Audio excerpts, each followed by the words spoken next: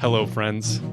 You're listening to Exit Point, a podcast about the advancement of base jumping and an exploration of its culture.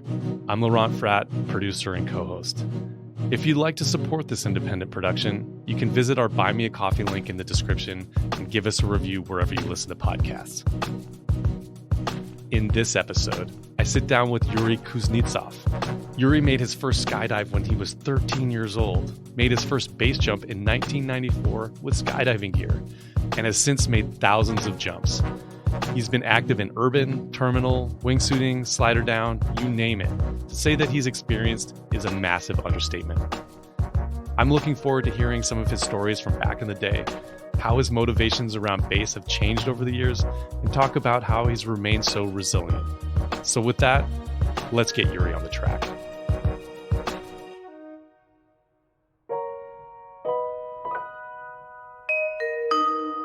You sent me a copy of your digital logbook, and I had the pleasure of reading through it. And you started base jumping in 1994, according to your log. That makes you in the sport for 29 years. And, we generally figure that most people have a career that lasts about 5 years. And so that makes your career in base about 6 times longer than the average. What do you think has made you successful? And when I say successful, I mean fun times time, right? Because success means you're having more fun. So tell me, is there anything that you can point to that's kept you in the game for so long?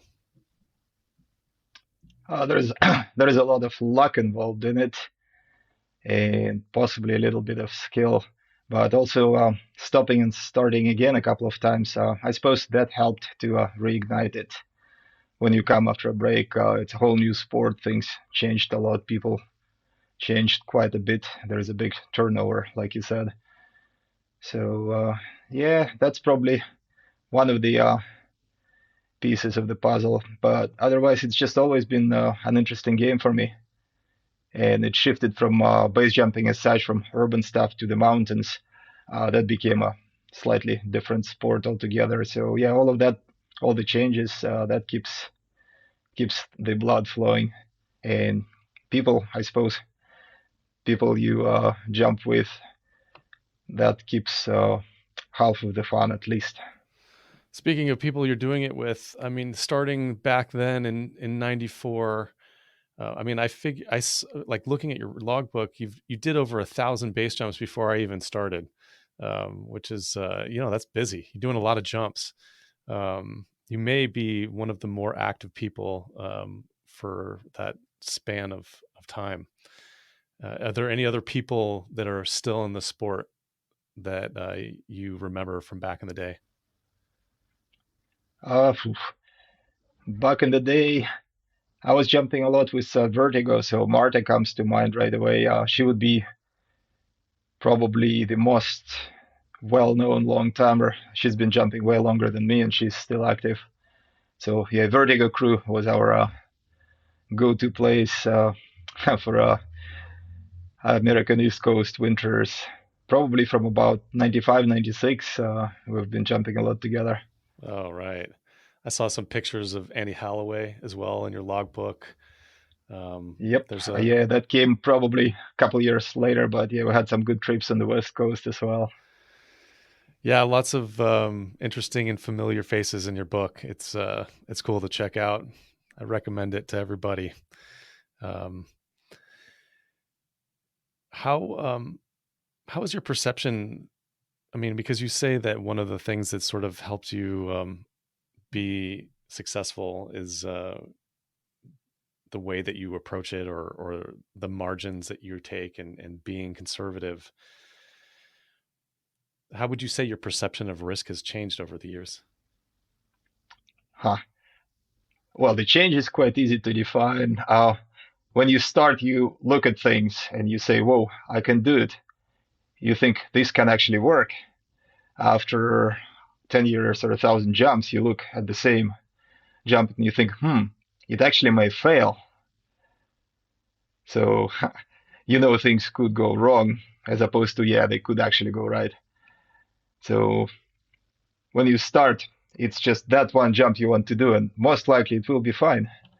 After 1,000 jumps, you look back and think, I possibly want to make another 1,000, so the chances I want to take are probably different now. So 1% chance of failure is just not good enough any longer. You saw like quite a bit of carnage in your early jumps. Like reading through the log, there's someone breaks an ankle, someone breaks a leg, there's a fatality on the load. I hope that your base jumping isn't quite as chaotic these days. And I would assume that's sort of like the evolution of the sport in a way. While we do continue to have accidents and stuff, it seemed like fairly abundant just reading your log. Would you say that that's the case? Yeah, I suppose the amount of carnage per jump was quite a bit higher back in the day. We still have heaps of carnage, but the number of jumps increased tenfold. At some point, it became so much. One summer, we made that infamous carnage tape. I think with Stoma Yellow is JJ. We just had way too many accidents, incidents, death, and carnage over the span of probably 2 or 3 months in the summer. And I think that could have been the year that JJ was thinking about giving it up as well. But yeah, it's definitely been riskier back 10 or 15 years ago. Not that wingsuits improved it a lot, but I think number wise, statistics are slightly better nowadays. Interesting. Yeah, looking back at your logbook again, I see that you made your first jumps in a skydiving container. Yep, the Bridge Day 94, that was 4 jumps, packed slider down in a bag in a skydiving rig. With a sail slider, I just maybe? no slider, slider Slider down it down. was. Sorry, you said that right. That's wild. And there's one of those jumps that it says in your log that it was the death jump. What happened there? What made it the death jump?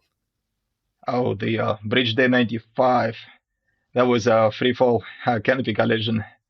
That was also quite infamous because it went round and round on the TV. Can't remember which TV show it was, but they kept showing it in the States for probably 10 years thereafter. Will Forshey filmed it, and it was really good footage, so it just went on TV.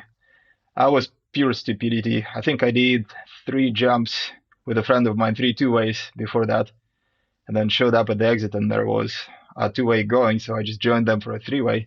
No planning, nothing.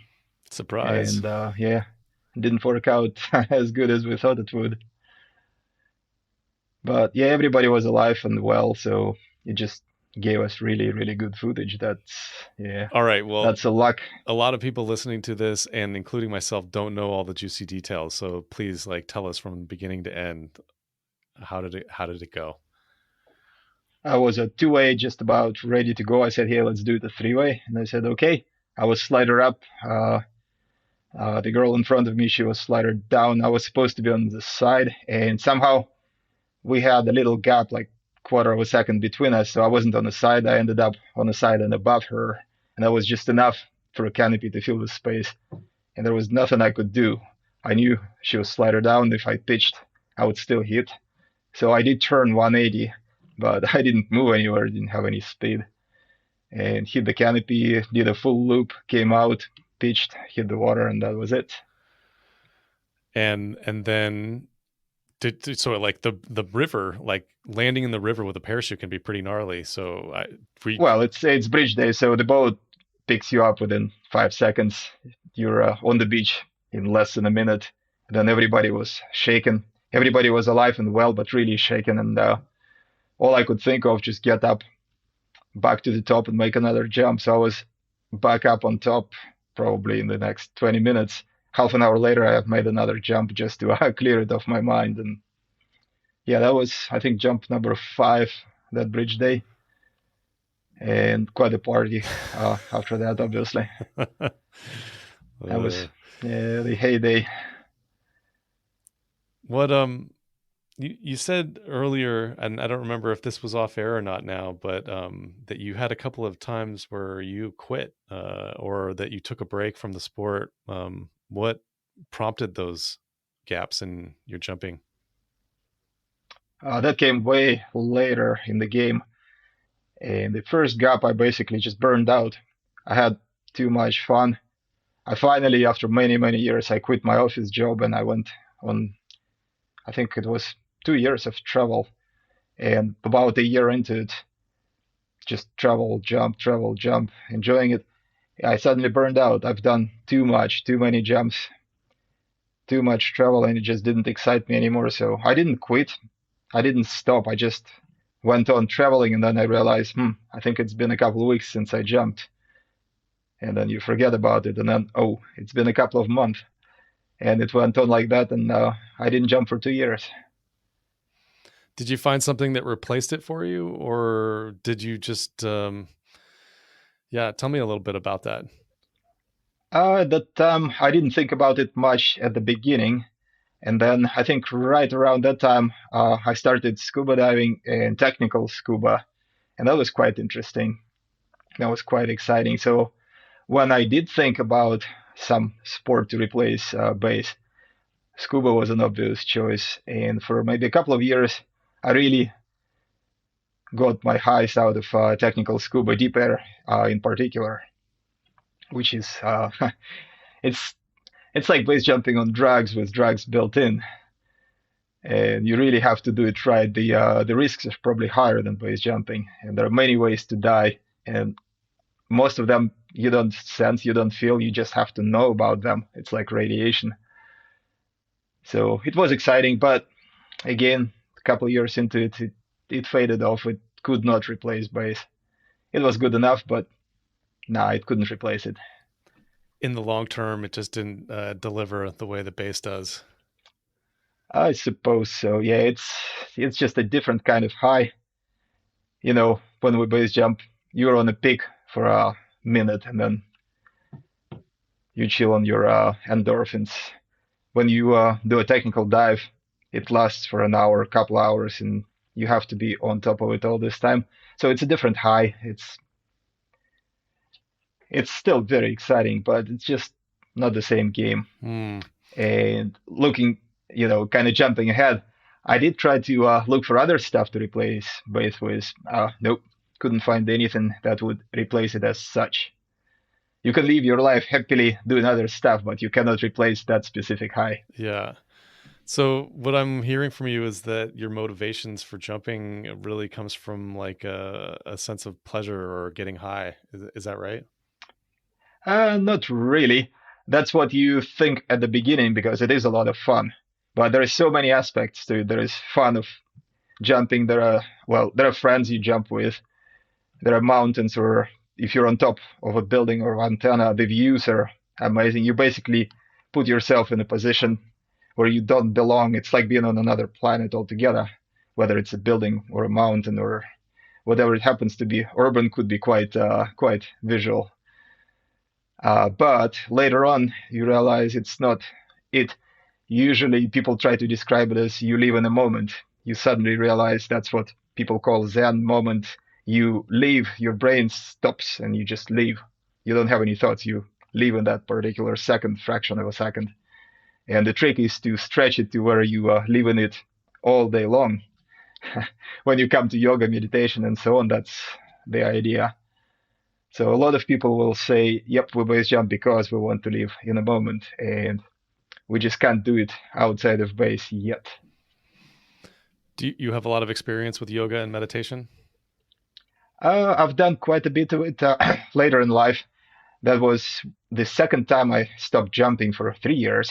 That's when I was living in Thailand on Koh Phangan, very, very happily, and doing freediving, yoga, pretty healthy lifestyle. And it was good enough that I stopped jumping.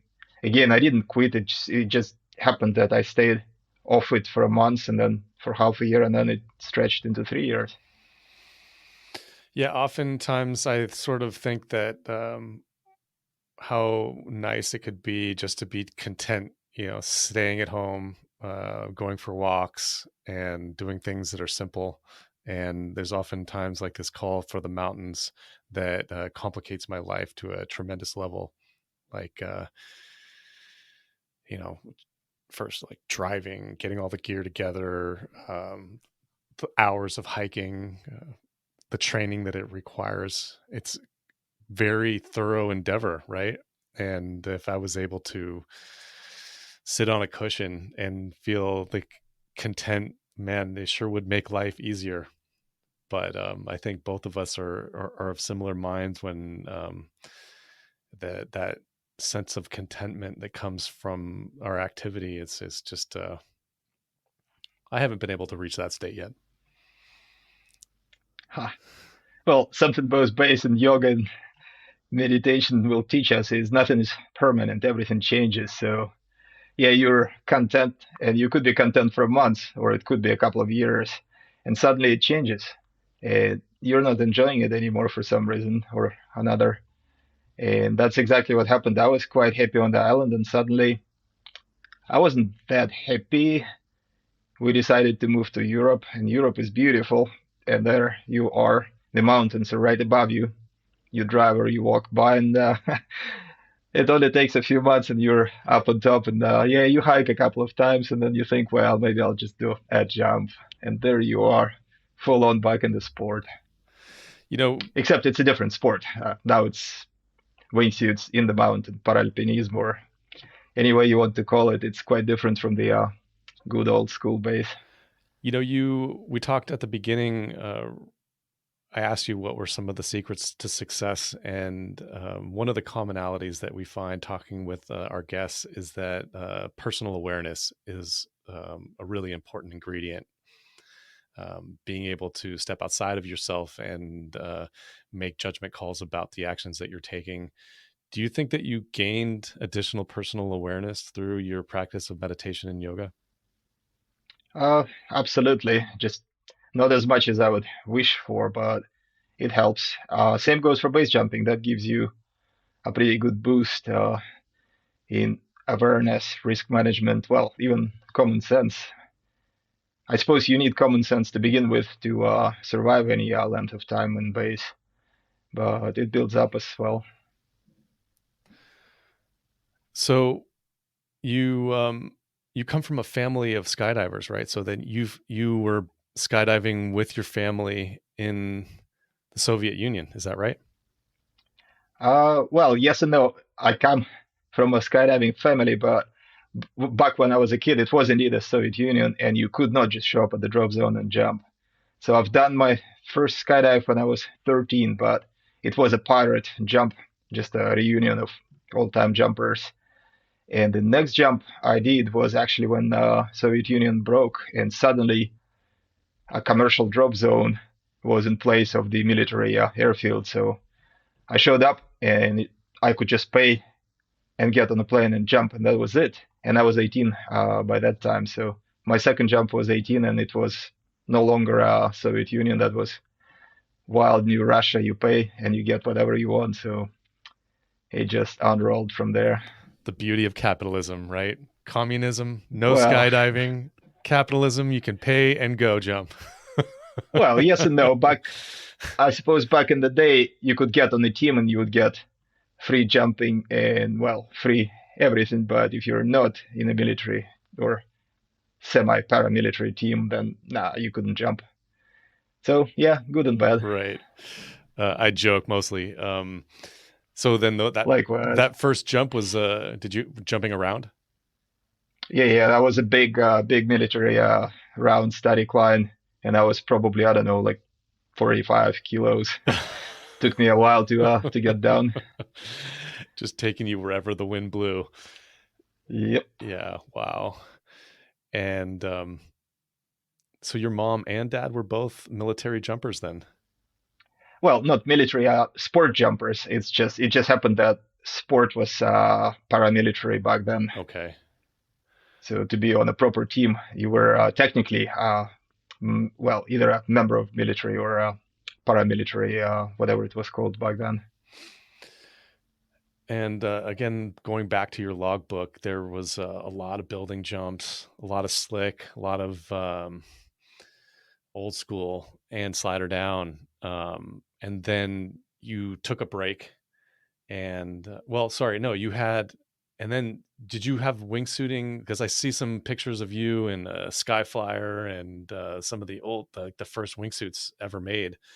Um, Tell me a little bit about that era when wingsuiting first came into the scene. Let's see.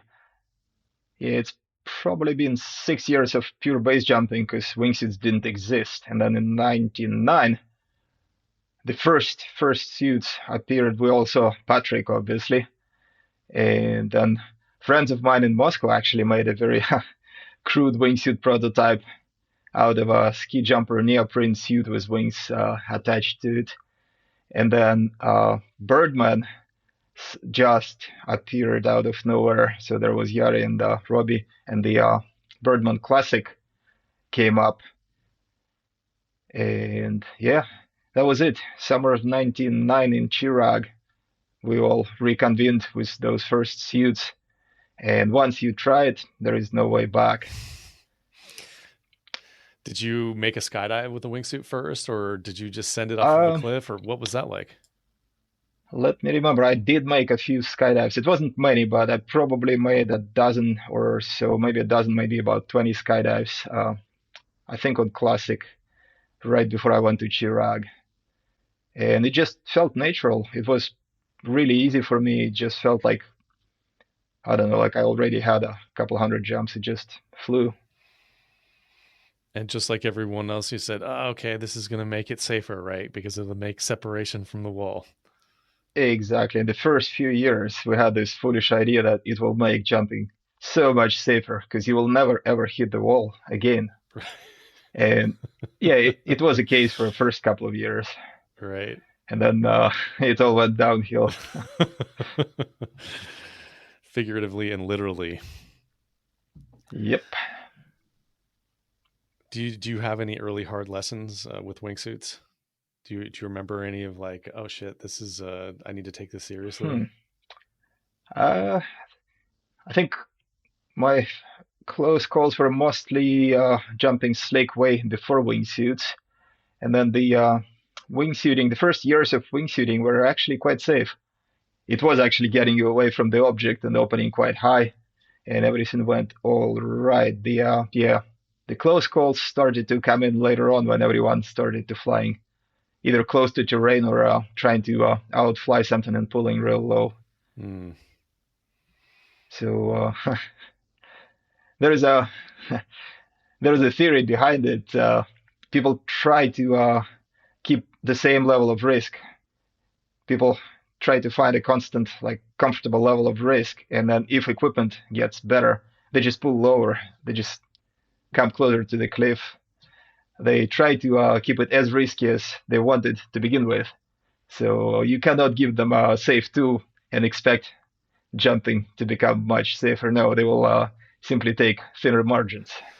That's sort of the same with skills as well, isn't it? Like people are always on a constant quest for challenge, and so if things become comfortable, then you just have to continue making those margins smaller, right, to get that same sort of hit.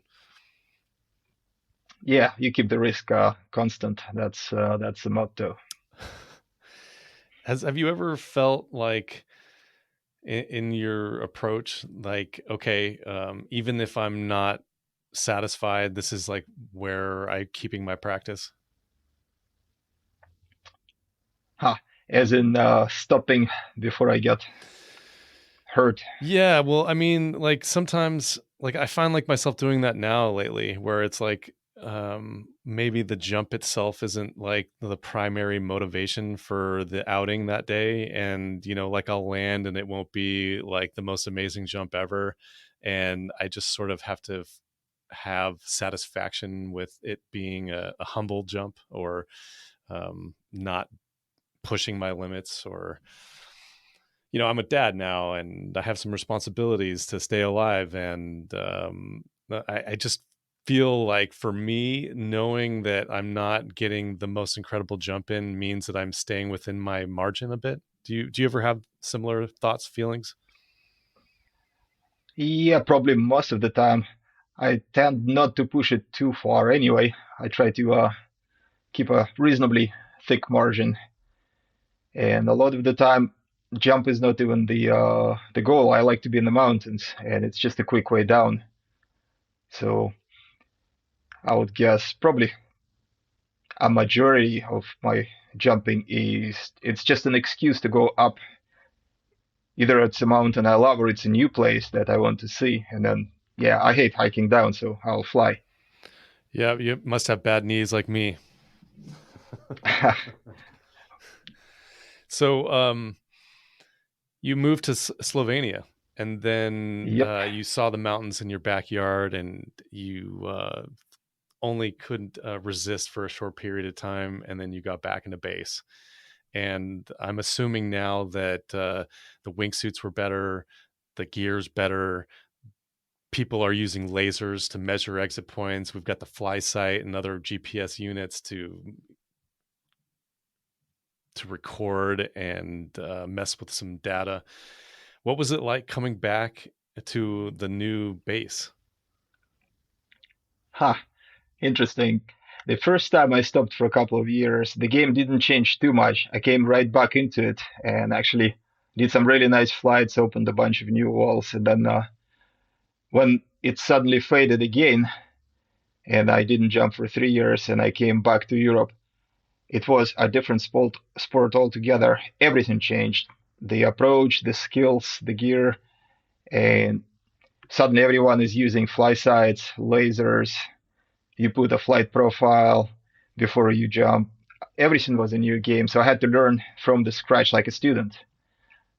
I thought originally, yeah, I'll just make a couple of jumps on my old Prodigy, just once a year, air out, and sure enough, next thing I know, I borrow a couple of real suits from James at Brento, and then next thing I know, I just bought a suit again.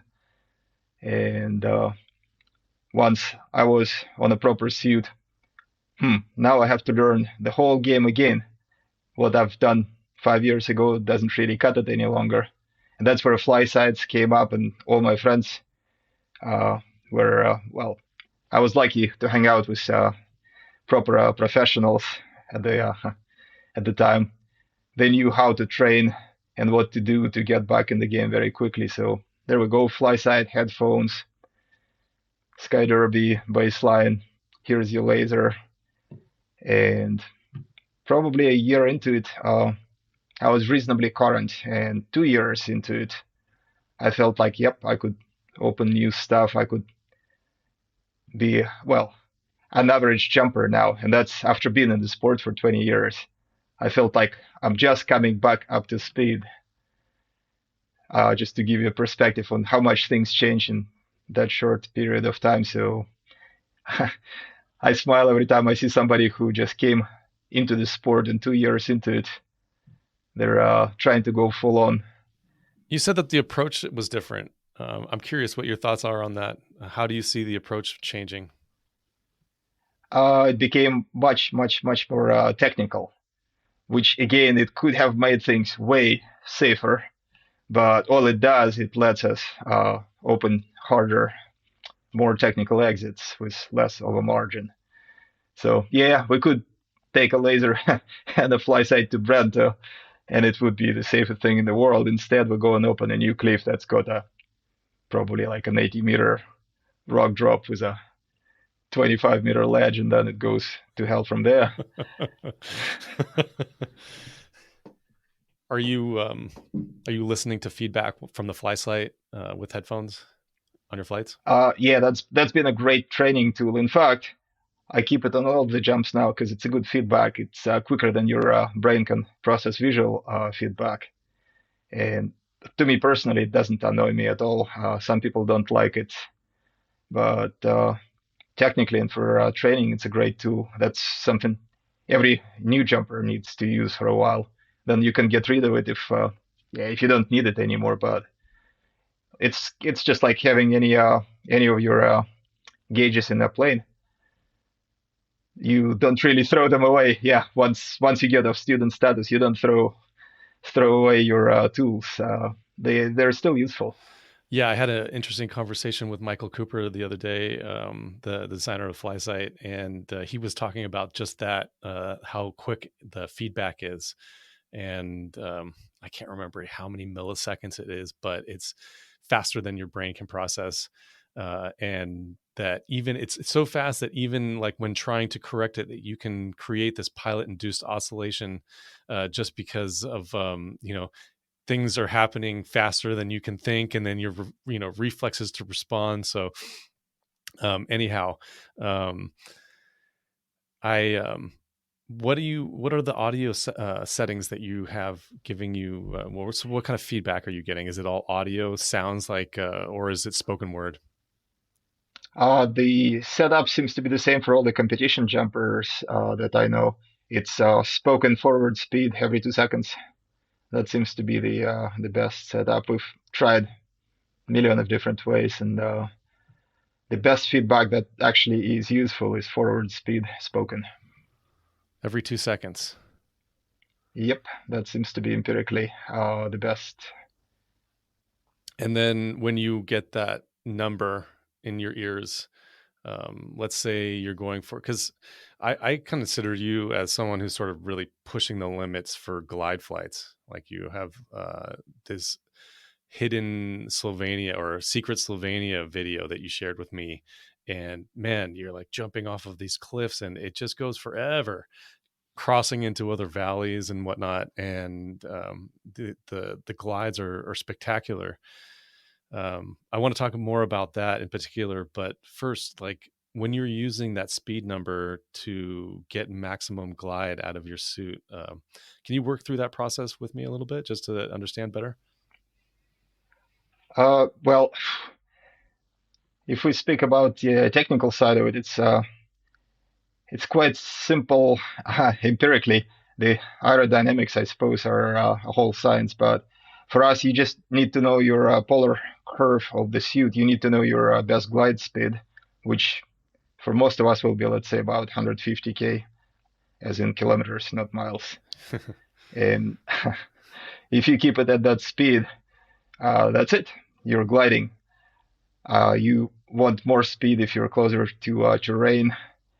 You could use a little bit less if you're soaring in thermals, but that's a simple empirical guide. Just keep your ideal speed, and that's it. Uh, Most of the time, you will not be just flying a straight line. You'd be playing with terrain. But if you have to get somewhere, yeah, you need to know how to keep the suit on that point in the polar curve, and that's that. Interesting. So I'm sort of just assuming that you were doing a wide variety of practice with your suit off of objects like Brento, for example. You were getting that feedback, and then by studying the data that you had, you ascertained what your polar curve is, and realized that okay, or someone told you that about 150 kilometers per hour forward speed is your ideal speed for glide. Yeah, you you notice it empirically. Obviously, when you've got 100 tracks, you see at which speed you're gliding best, and then same tracks can be analyzed. The polar curve that you build, it shows the same, give or take a couple of Ks. So they all agree. So when you moved to Slovenia and there was a lot of new cliffs for you to jump, and you had this new skill of and knowledge to use the laser rangefinder, um, you've now opened a significant amount of cliffs. Can you walk us through a little bit about staying with this technical side of things, what your workflow is as far as finding a cliff, measuring, reading the maps maybe, and how does it work out for you, your opening process? It's pretty standard, and there are plenty of people who open way more new exits than I do. But the process is simple. You see something and you think, it could be jumpable.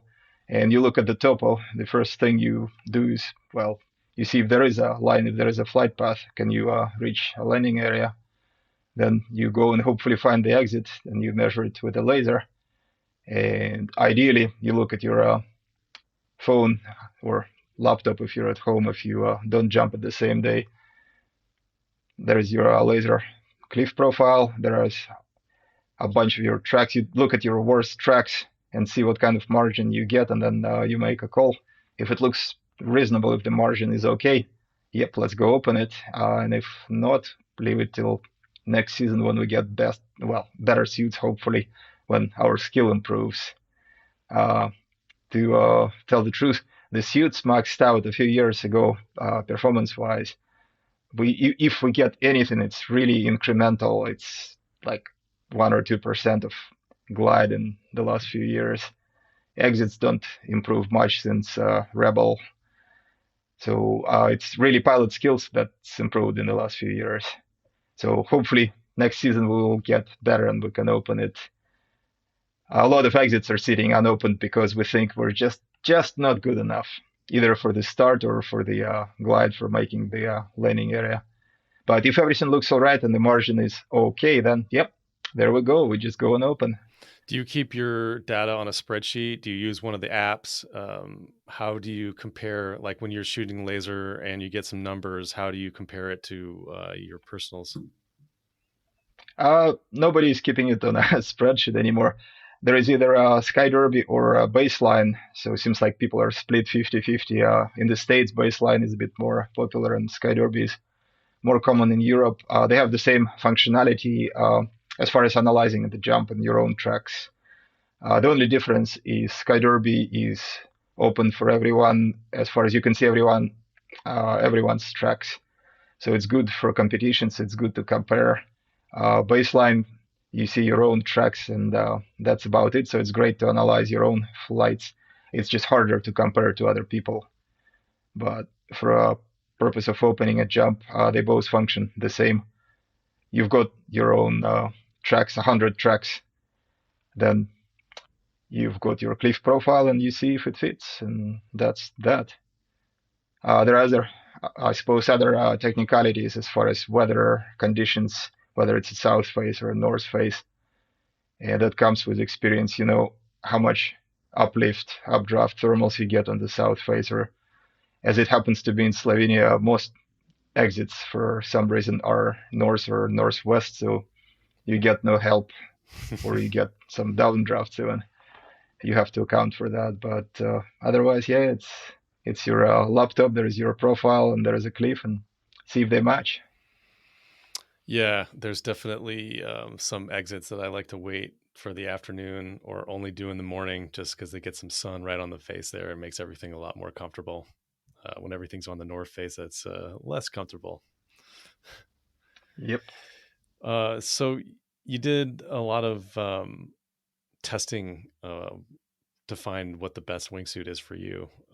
You had a post on Facebook a while back comparing all of your data from different suits and whatnot, and it was probably the most comprehensive comparison I've seen for the suits. Can you summarize a little bit about your process through that and what you found out? Yeah, I guess the background to that would be I've always liked to track even before wingsuits came up. So the first season in Chirag, which was 96, we went there and everyone was doing 10 seconds, and suddenly you track and it's a 20-second delay. It's a whole new jump. And that was a lot of fun. And it naturally continued into wingsuits. With the wingsuit, I always liked to fly far. I always like to get, well, a glide, some flight out of it. It's not just a suit for, bombing down. And it's at the beginning, there was no choice. We had classics, then we had vampires. And suddenly, Tony suit comes up and people get Tony suits. And I see my friends getting those suits and flying circles around me. So I just had to try it, and I tried Apache, and it was like a revolution. I couldn't believe that a suit could fly that well. It was really, it wasn't a step, it was a jump up. So I switched to it that same day. and I had a season or two, and that was fun. And then I stopped, and then I wasn't jumping for 3 years. When I came back, again everything changed. There was another generation, probably two generations of suits up, and I had to learn the whole game again. And I started with Tony suits. I had a Rebel for a couple of seasons. That was great. But then Tony suits disappeared. Tony retired, and that was it for it. And there was really no choice left. I took Squirrel for a try, and again, that was something to you had to try to believe it. It was again a revolution for for me. In terms of performance or comfort, or tell me more. Yeah, well, uh, yeah, in terms of comfort, yes, but mostly in terms of performance. It just happened to coincide with the place I was in. Uh, Coincidentally, my closest cliffs, like closest exits to my home, you really have to glide. And the closest one, in fact, I opened it because you really have to have a suit that will make the landing area. So as far as I know, it's only been flown in Jedi 3 and then in a glider. And the next closest, that's our regular trekking jump. It's a really nice wingsuit flight if you can fly out. And again, it's been flown in Jedis and in CR Plus and gliders. And that's it. You really have to come out. And it's a really interesting jump. You're flying by terrain all the time. So it's not a skydive. It's actually a very nice visual jump, but you have to make it out. You worked with sorry, I'm cutting you off. What no, it is. What you started working with Squirrel to develop the glider. Tell me a little bit about that process. That was a project that came out of necessity. There was a lot of flights I really wanted to either open or keep jumping with slightly bigger margin to make them everyday jumps, where I needed just that much more glide, and it needed a good start. Basically, I wanted a Jedi 3 that improved a little bit. Jedi 3 was probably 4 or 5 years old by then, so it was well overdue for improvement. And it seems like at the time we had either competition suits, which would glide real well, but they were really made for a skydive. They wouldn't exit well. Or we had Rebels that would exit instantly, but then you just didn't have that last bit of a glide. And Squirrel suddenly said, hey, if that's something you want, let's try. And that became a project. And I think by itself, it was a bit raw. It could have benefited from another year of development, but I think that gave a lot of insight that went into other lines of suits. So it probably improved Corvid a lot. And at the moment, there is a good selection of suits. You can have, well, basically anything you want. You can have a glidey suit, which would be CR+. You can have a racy suit, which would be CR. You can have Corvid, which is your everyday suit, or Aura, which does it all, or a glider, which seems to be a very niche suit. I don't think a lot of people would like it as such. But it was a tool for a specific job, yeah. An early exit and a good glide. Get somewhere that you wouldn't want. That's for 1% of exits where you just wouldn't want to jump it if you didn't have that suit. It is very niche. I'm curious why now. What would change your selection between a CR Plus and a glider? Well, at the moment, I like CR Plus way better just because it's a fun suit. And at the moment, I think 90% of my flights would be on CR Plus, and then if I had to get a new suit now, I think I would just go with a standard Corvid 2 for the tight exits and the regular jumps. So if it was me just buying suits, I would get Corvid 2 and CR Plus. Well, CR Plus with base mods. Right. And that would cover my whole range. Yeah, I flew the glider 3 or 4 times now, and it was I can't think of anything better than learning your polar curve in, because like if you're going too slow, it's just incredibly exhausting on your arms just holding the form of the suit. So you need a little bit of speed to work with. And the only thing I can think of like as that's similar would be back as like when I played little league baseball. Like, you know, we would put like some weight on a baseball, you know, and swing it around. That suit, I think, helps you to become a better pilot, just because you learn that lift drag ratio for your suit. Like there's just no holding it if you're going too slow with to a head high position. Yeah, well, it was a specific tool for a specific job. It was not an easy suit to fly. It isn't No. easy, and consequently, 95% of the jumpers don't need it, don't want it, and when they try it, they don't like it. And that's why it never will be mainstream. I think it could have been better as a prototype. That experience would go into other lines of suits, but it was fun to try it as a separate product, I suppose. And there is a lot of experience that came out of that project that improves everything else. I would have liked to see the same suit with a little bit more internal pressure that helped make it less exhausting. Yeah, there will be something. I'm pretty sure down the line, Matt would be Yeah. the one to speak about it. Yeah. But there will be something coming up that will take better parts of this project and get rid of the worst ones. So we talked a little bit about the new suits, all the technology that came out, and how you started base jumping and what it was like in the early phases. Like, you think now that there's just you know, people have a more technical approach to the sport. Is there anything else that sort of stands out to you as far as like perhaps the community, the way that information is shared, regulations, anything else that's much different, much more different now than it was before? Something that stands out more than anything is probably the openness. Suddenly, information is shared. Base jumping used to be really secretive in America, obviously, because it was mostly illegal. But even in Europe, the French jumpers always kept their sites super secret. Their topo was a legend. You really had to work hard to get your hands on it, and it was like that when I quit the first time, and then when I come back, suddenly everything is open. The Frenchies put their book online. To me, it was a shock. I could not believe it because I was still subscribing to the old secret way of life. The exits have to be protected. You cannot show them to the wider public, etc. So it took me a year or two to adjust. I was watching it in disbelief. No, this cannot be true. Everything will get burned.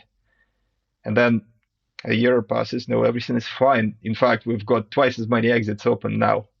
Nothing burned. Everything is all right.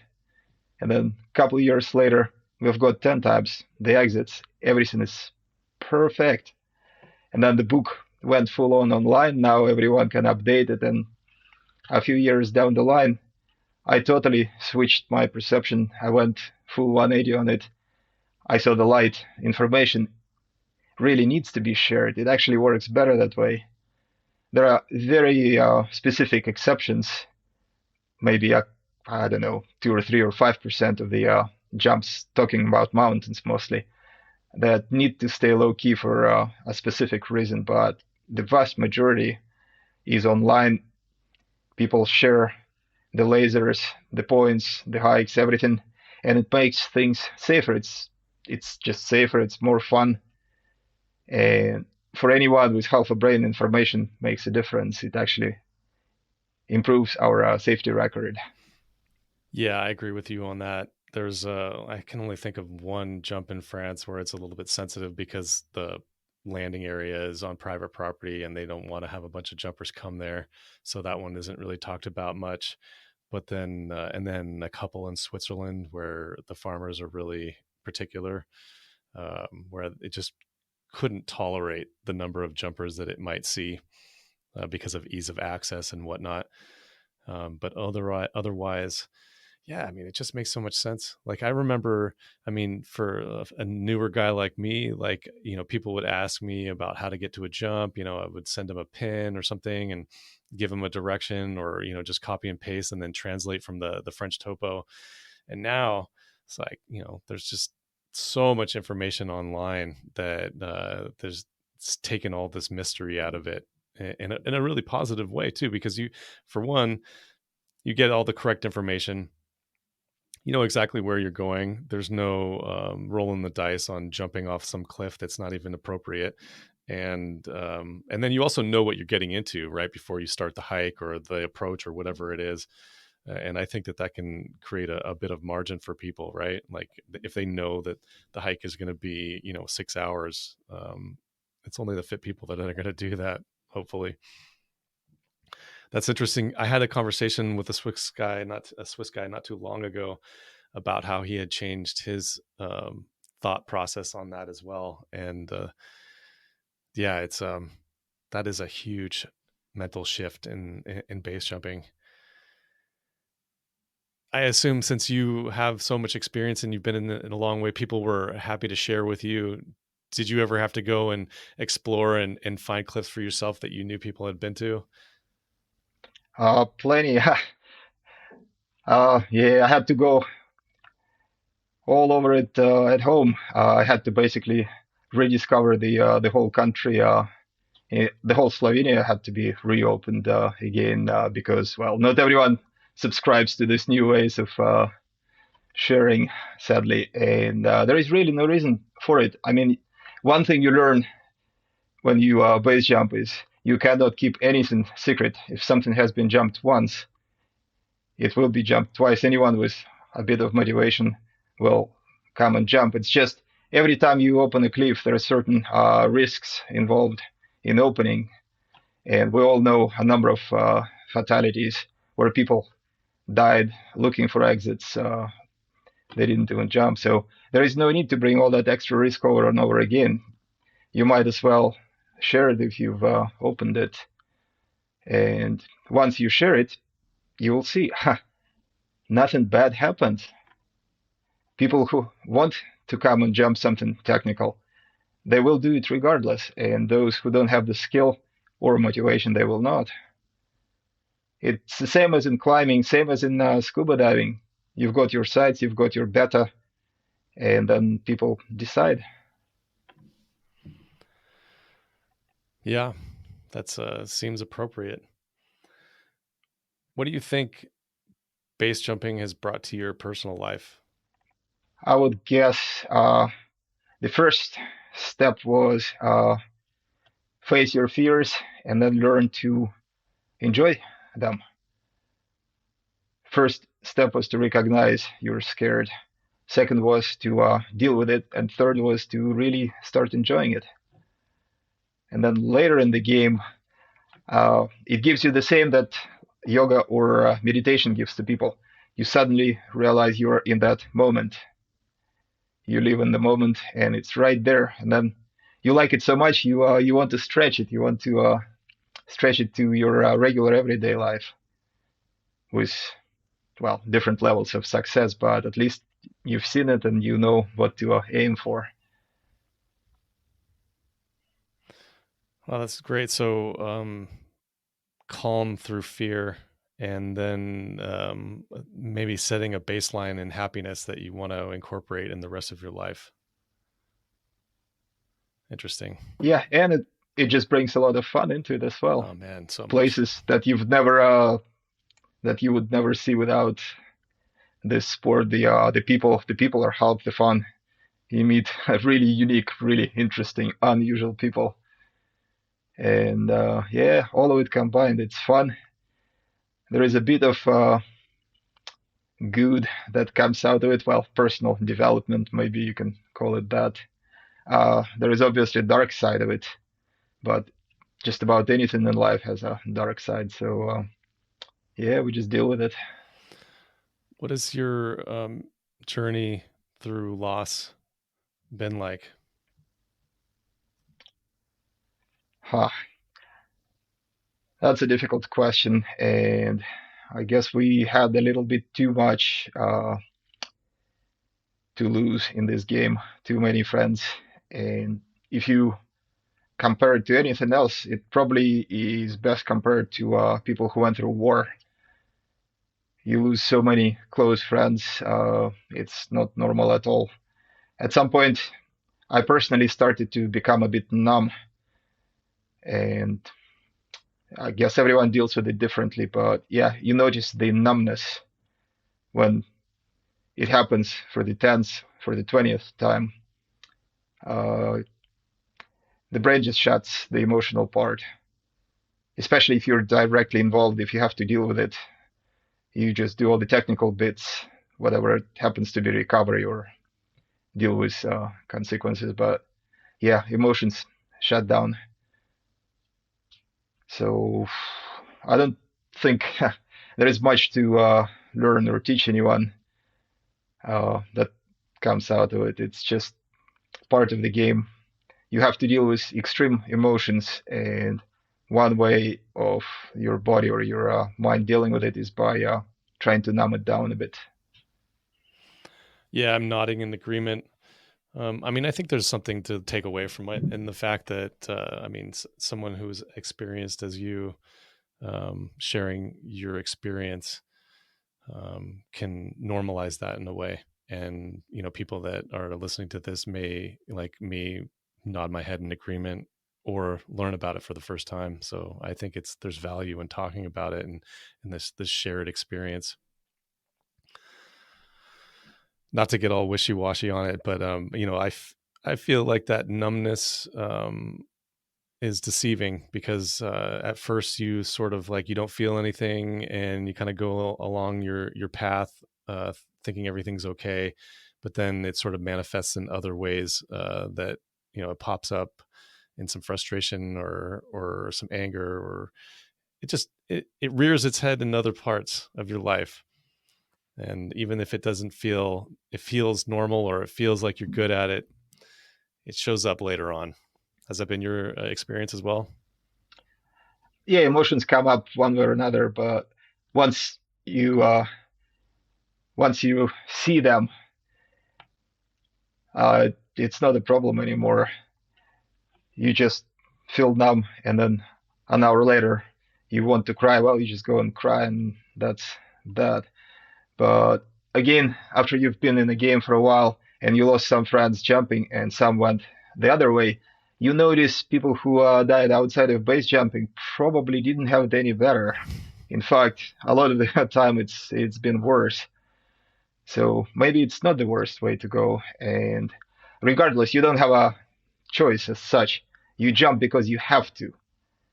And when I stopped those couple of times, that was one of the lessons I took out of you jump because you have to. As soon as you don't have to jump, you stop. You don't quit, it just quits you. You just realize, oh, it's been a year since I jumped and I feel okay, I feel fine. So if you can live your life and not jump, yeah, by all means, please do, because jumping is not good for you. It's not practical. There is no reason to do it unless you just have to. We all jump because we have to, whatever specific details might be, but we all have to jump. And as long as we have to, we jump. As soon as we can stop, we stop. And that's that. Do you keep that in mind regularly? Like, do you check in with yourself? Like, hey, I want to do this. I have to do this. Um, Absolutely, yeah. That's how you decide in the morning. You wake up, and it's a lot of work to make a jump, especially in the mountains. You have to drive, you have to hike a few hours. Sometimes you actually have to find new exits. You don't know if you will find it, if you will have to hike down, or if it's going to be nighttime and you will have to sleep somewhere, on a snowy mountain. So it's a lot of work and risk. And when you wake up at 5 in the morning, if you can find the motivation to go through all of it, yeah, you go and jump. But if you don't have to do that, you will just turn over and sleep again, and that's it. You'll find yourself on the beach in the afternoon. Right. Do you, we talked a little bit about the dark side of it. Do you still find a lot of beauty in base? Absolutely, well, that's probably the only thing that gets me going. The beauty of it, especially the beauty in the mountains. It's exactly the same reason that slightly more normal people, if you can say that, go and climb big mountains. In fact, those guys are hardcore. They're way more hardcore than us, majority of them. But the same reason people go and climb something, let's say, anything above 7 or 8,000 meters, that's way more hardcore than base jumping, deadlier, riskier. People have the same reason, they just have to do it, same as us. Yeah, there's something about But high altitude alpinism that kind of, people, I would say the wider public sort of shake their head at what we're doing, and then in the same time will celebrate climbers. And I don't know what it is exactly. Perhaps it's like the jumping off of something that people just cannot relate to. But everything that comes down to base and risk is mostly, human induced, right? Choices that we make. And yep, in the high mountains, the mountains are making those choices for you. yeah. But the common theme there, beyond the fact that we have to go and do it, it's the beauty of it, the incredible beauty when you get up high. It just takes you.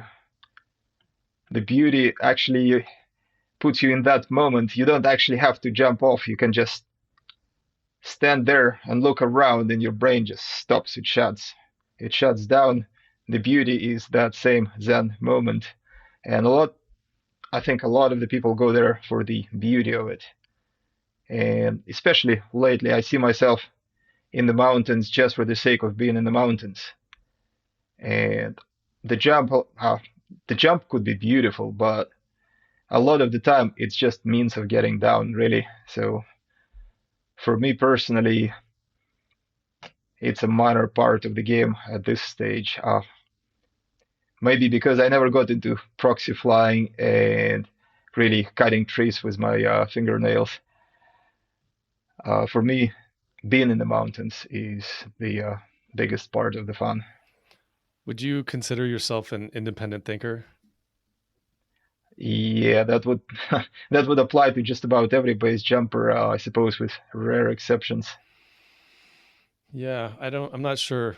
Um, I think that with the rise of social media, there's a lot of lines that people want to fly, and they see that, they learn about it on a video, and then they copy it. And if that's how you get your pleasure, that's cool. And I don't want to judge anybody's practice. It's just more that there's a loss of maybe the artistic side of the, or the creative side of, forging your own line.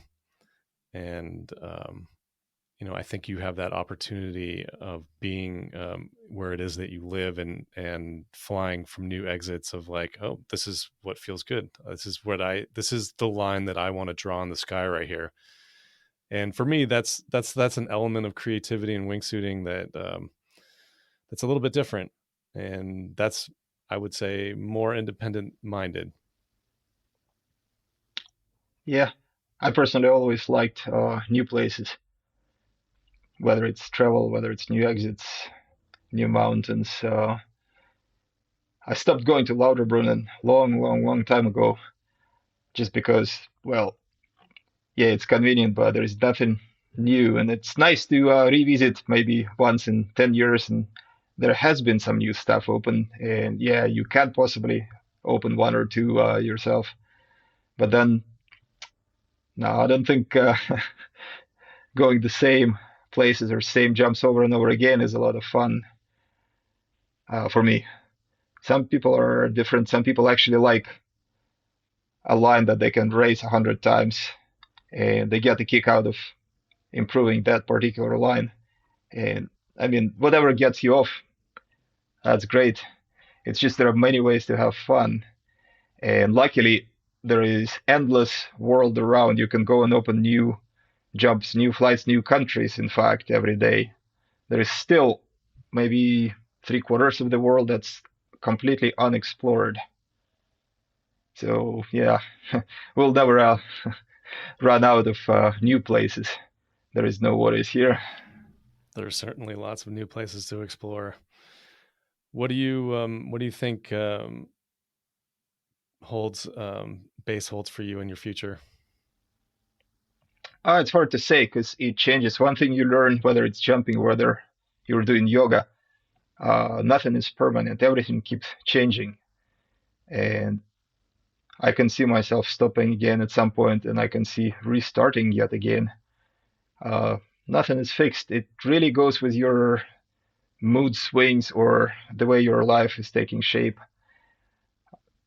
At the moment, I'm 6 months into my ACL rehab, so I haven't jumped for half a year.